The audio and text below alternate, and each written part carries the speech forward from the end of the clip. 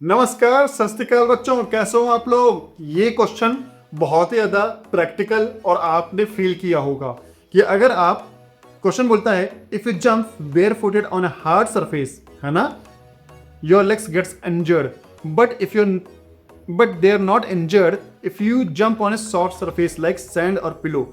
Explain. मतलब अगर आप किसी बालू या मिट्टी पे अगर आप कूदते हो तो आपको चोट नहीं लगती, लेकिन आप वहीं सड़क पे कूद जाओ, है ना, या पहाड़ पे कूद जाओ, क्योंकि मैं तो भैया एक बार पहाड़ पे कूद चुका हूँ, मेरा तो भैया एंकल टूट चुका है। ठीक है बच्चों, तो मेरा तो टूट चुका है क्योंकि मैं तो जानता हूँ, है ना, मैंने तो फील भी किया हुआ है। लेकिन आपने फील किया होगा, 100% आपने भी फील किया ही होगा। बहुत सारे बच्चे भैया पतंग तोड़ते समय या पतंग लूटते समय, है ना, पतंग लूटने का बहुत ज़्यादा कल्चर है ना इंडिया में, है ना, तो पतंग लूटते समय हम लोग बहुत बार जंप कर देते हैं और उसके बाद अपने आप को चोट लगा बैठते हैं। तो अगर आप बेसिकली बहुत ज़्यादा सॉफ्ट मिट्टी या बालू पे अगर जंप करोगे तो आपको चोट नहीं लगेगी, लेकिन वहीं पे अगर आप हार्ड सरफेस पे जंप करोगे तो आपको चोट लगेगी। इसका आंसर क्या है और क्यों है? ठीक है बच्चों, इसका आंसर हमें निकालना है क्यों है। तो ठीक है, हमने बच्चों यहाँ पे चेंज इन मोमेंटम के बारे में पढ़ा है। ठीक है बच्चों, सो यहाँ पे हमें आपको चेंज इन मोमेंटम, मैंने आपको already second loss of motion, basically Newton's loss of motion के बारे में बताया है। तो जो फोर्स होता है वो बच्चों मास इनटू एक्सेलरेशन के प्रोडक्ट के बराबर होता है। ठीक है, और जो फोर्स होता है ना, वो क्या होता है बच्चों, वो चेंज इन मोमेंटम होता है। ठीक है, वो चेंज इन मोमेंटम के बराबर होता है। सो हम इसको मास, है ना, इसको हम बच्चों क्या लिख सकते हैं, dv बाई dt भी लिख सकते हैं। ठीक है बच्चों, मतलब change in velocity per unit time, मतलब वेलोसिटी कितनी ज़्यादा चेंज हो रही है और कितने टाइम में हो रही है उसको हम एक्सेलरेशन बोलते हैं। ठीक है बच्चों, so force equal to m dv by dt लिख सकते हैं हम। चेंज इन वेलोसिटी, सो ये है चेंज इन वेलोसिटी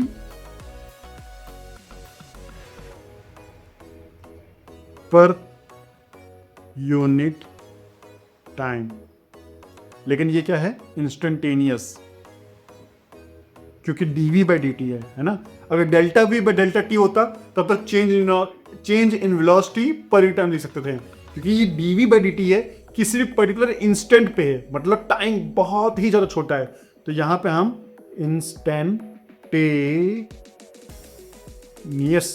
लिख सकते हैं। ठीक है बच्चों, so instantaneous change in velocity per unit time, so m dv by dt है, मतलब कितना वेलोसिटी कितने टाइम में चेंज हो रहा है।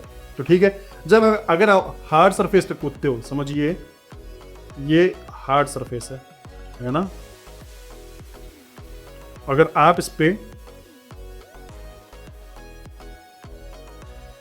कूदते हो यहां से लेके यहां तक, तो बच्चों आपकी समझिए एक वेलोसिटी, है ना, जमीन से टकराने से पहले आपकी एक वेलोसिटी v थी जो नीचे थी, है ना, और अगर जमीन बहुत ज़्यादा हार्ड है, ठीक है ना, जमीन बिल्कुल भी दबी नहीं, बिल्कुल ही हार्ड है और बिल्कुल भी हिल नहीं रही है, ठीक है ना, तो इसका मतलब है कि आप इंस्टेंटेनियसली वेलोसिटी v से रेस्ट पे चले गए हैं। कितने टाइम में, समझिए एक टाइम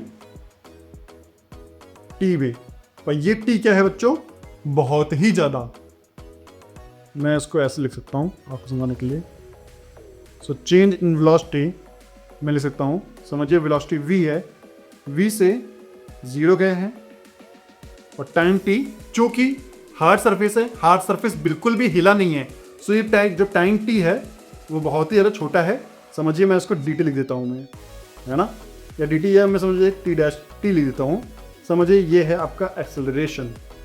ठीक है, ये वेलोसिटी v से आप 0 चले गए, तुरंत ही चले गए और बहुत ही छोटे टाइम t में चले गए हैं।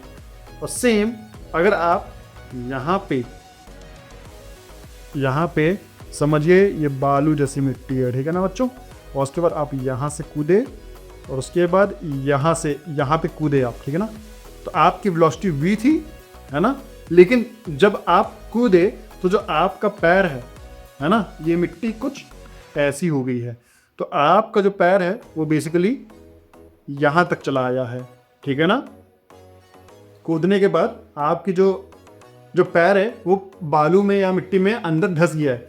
इसका मतलब है इसमें टाइम जो लगा वो पहले का T plus extra time delta T लगा, ठीक है बच्चों। क्योंकि आप कूदे, आपका जैसे आपका सरफेस पर टच हुआ है ना, टच होने के बाद प्लस मिट्टी खुद नीचे गई है ना, मिट्टी खुद नीचे चली गई है, तो उसमें एक एक्स्ट्रा टाइम मिला आपको रेस्ट पे आने के लिए, ठीक है ना। क्योंकि आप पहले रेस्ट पे नहीं है, आप जब बालू के छुए उसके बाद बालू के अंदर घुसे, जब बालू या मिट्टी के अंदर घुसे तो उसमें एक एक्स्ट्रा टाइम आपको मिला कि अपनी वेलोसिटी को जीरो कर सको। तो ठीक है, इस केस में एक्सेलरेशन जो होगा बच्चों वो वेलोसिटी v तो पहले था ही, पहले से ही है ना, v से 0 हुआ और टाइम कितना t प्लस डेल्टा टी में, तो same t plus delta T.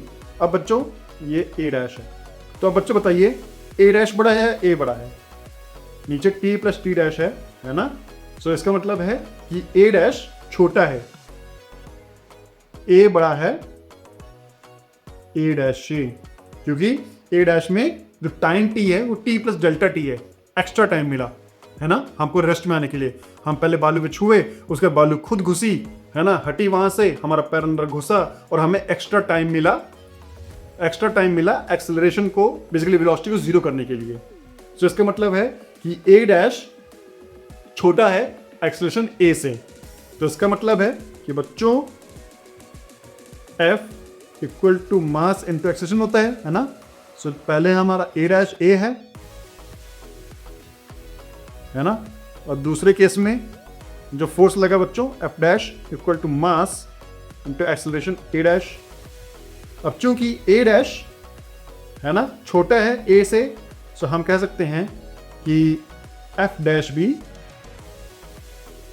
छोटा होगा F से। सॉरी, ये F है और ये है F डैश, ठीक है बच्चों। सो और F डैश क्या है, सैंड, और ये क्या है, हार्ड। सो F जो फोर्स लग रहा है वो हार्ड रॉक पे लग रहा है, मतलब बहुत ज्यादा कठोर मिट्टी है, सड़क या पहाड़ या कुछ भी है ना, फर्श। और जो F डैश लग रहा है वो सैंड या भुरभुरी मिट्टी या फिर बालू, तो वहां पे F डैश लग रहा है। और F डैश छोटा है क्योंकि उस पर टाइम ज़्यादा ले रहा है ना, और F बड़ा है क्योंकि वो बहुत ही कम टाइम में आपकी वेलोसिटी जीरो कर दे रहा है। तो इसलिए हम कह सकते हैं कि भैया सैंड और भुरभुरी मिट्टी पे ही कूदना चाहिए। इसीलिए कभी भी आप ऐसा काम करो तो आप देखो, सरफेस को पहले एनालाइज करो कि वो कितना हार्ड है। अगर ज़्यादा हार्ड है तो उस पर मत कूदो बच्चों, नहीं तो चोट बहुत तेज लगेगी है ना। जितनी फोर्स आप उस पर लगाओगे, फ्लोर पे लगाओगे, फिर उतना ही फोर्स आप पे लगाएगा। और चूंकि एक्सेलरेशन बेसिकली बहुत ही ज़्यादा होता है उस केस में जब आप हार्ड सरफेस पे कूदते हो, इसलिए फोर्स बहुत ज़्यादा लगेगा आप पे और आप अपने आप को इंजर कर सकते हो। तो बच्चों अगर आपको ये क्वेश्चन समझ में आया है ना, अब मेरा कॉन्सेप्चुअल तरीका समझ में आया है, तो चैनल को सब्सक्राइब करना ना भूलो। और अब मैं आपको मिलता हूँ एक नए इंटरेस्टिंग वीडियो में, तब तक के लिए बाय।